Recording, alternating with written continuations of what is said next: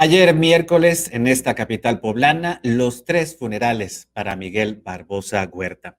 Este miércoles 14 de diciembre, autoridades poblanas realizaron tres homenajes al gobernador Miguel Barbosa, al que asistieron políticos de todos los estados, algunos gobernadores como Claudia Sheinbaum, además del secretario de Relaciones Exteriores Marcelo Ebrard, luego del deceso del mandatario por complicaciones de salud que todavía a estas alturas no nos queda claro.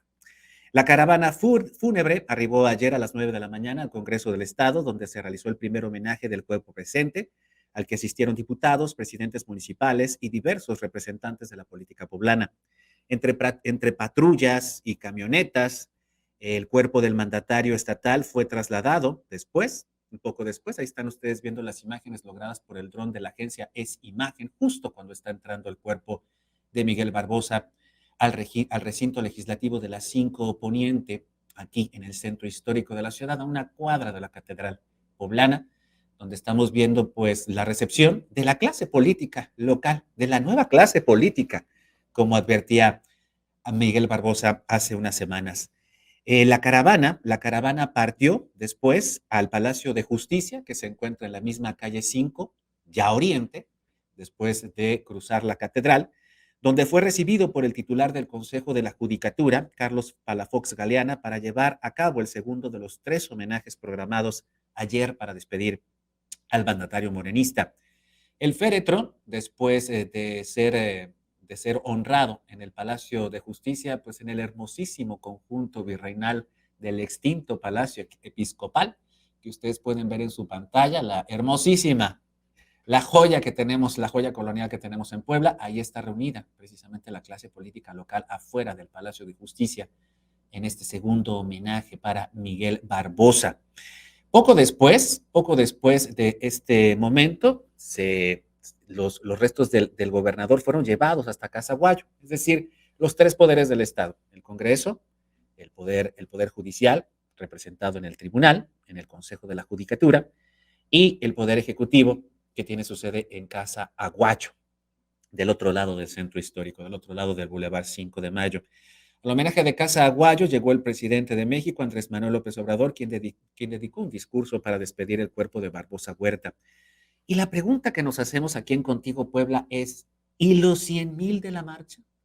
Ustedes recordarán que hace apenas 10 días, el 4 de diciembre, miles de personas, 100,000 personas, de acuerdo con las estimaciones del propio gobierno del Estado, marcharon aquí en Puebla en defensa de la Cuarta Transformación, convocados y encabezados por Miguel Barbosa, quien iba en silla de ruedas. Este miércoles 14, 10 días después de esos miles de decenas que acompañaron el cuerpo del gobernador en los tres homenajes que tuvo, pues no llegó nadie. No hubo una gran caravana acompañándole, solo los de siempre, la clase política, y el pueblo brilló por su ausencia. Eso sí, la clase política no faltó a la cita, todos buscando hacer guardia para despedirse por última vez del gobernador.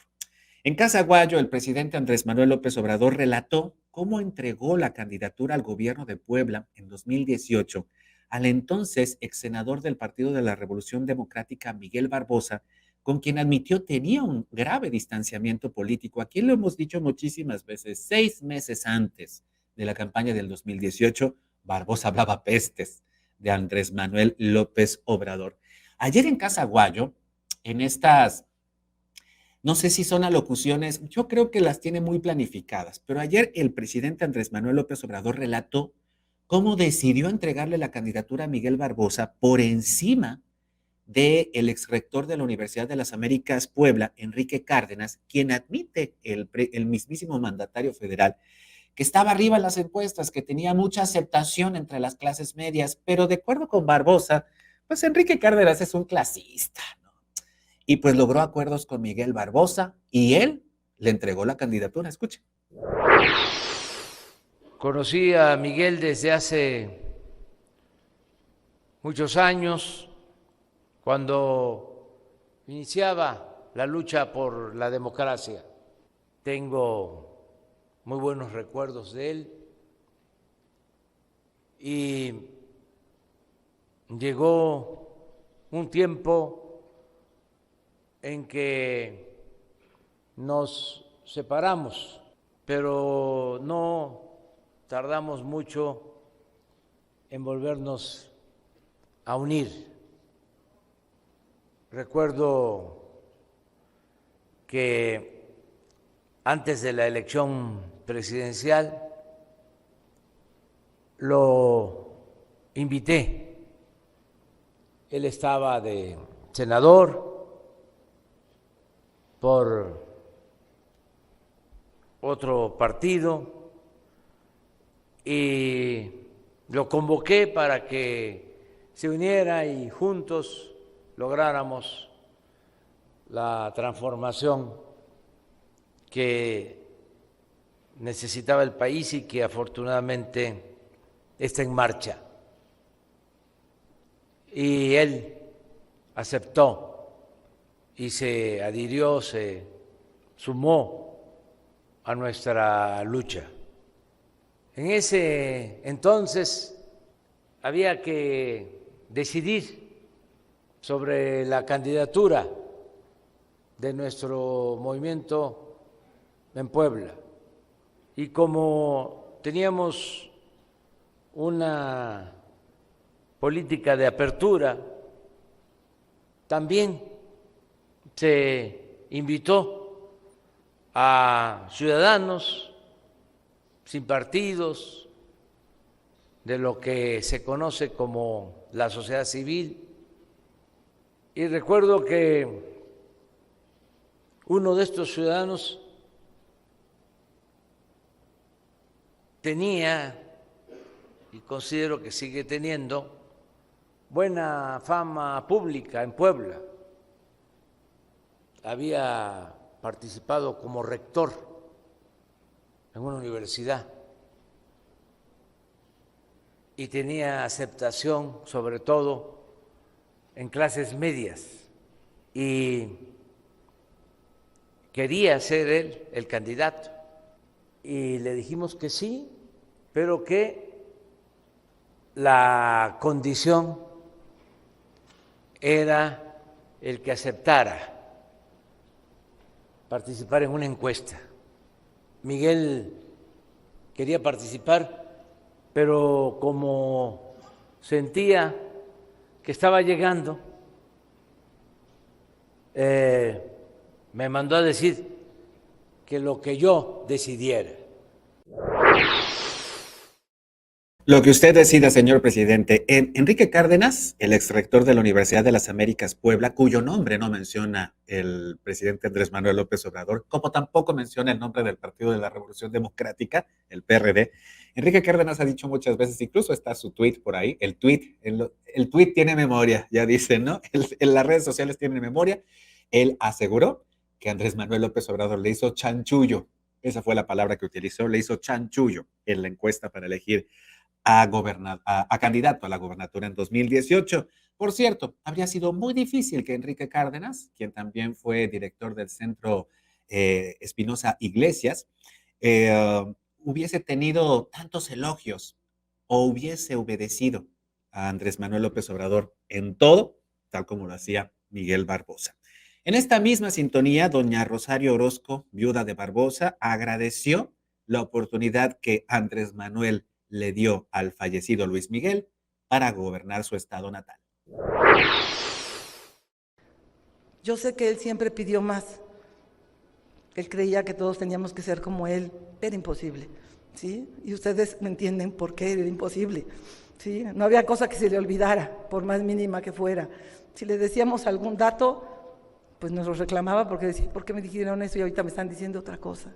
Él fue así, comprometido, luchando hasta el último día de su vida por Puebla, por combatir la corrupción, y creo que hizo mucho. Él dice, yo no tengo ningún empacho en decirle a mis secretarios, a cualquiera, y reclamarle su conducta, porque nunca le he pedido algo impropio, nunca les he pedido que hagan algo contrario al derecho.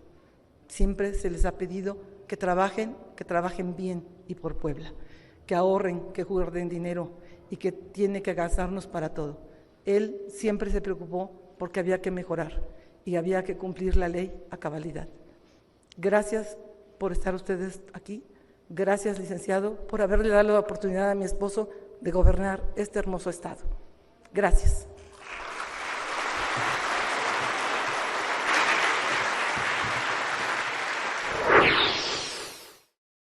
Ayer por la tarde hubo muchísimas noticias falsas respecto a la posibilidad de que la señora Rosario Orozco fuese designada como gobernadora sustituta del estado de Puebla.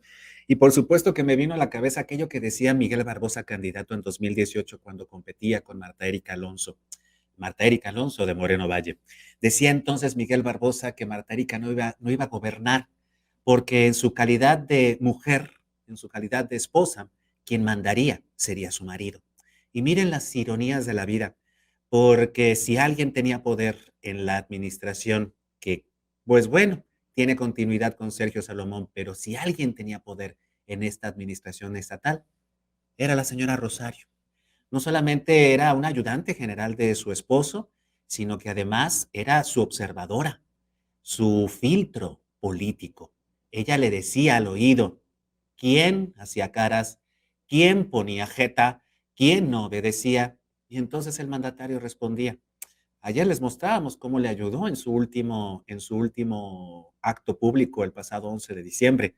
Y miren, qué ironías de la vida, porque si Barbosa decía que Marta Erika no gobernaría sino su marido, ¿quién terminó gobernando en Puebla sino la esposa del gobernador? ¡Qué ironías! Por eso, señoras y señores de la política, guarden bien sus comentarios durante las campañas. No vaya a ser que el futuro les haga comerse sus palabras, tragárselas. Síguenos en Facebook y en Twitter. Estamos contigo, Puebla.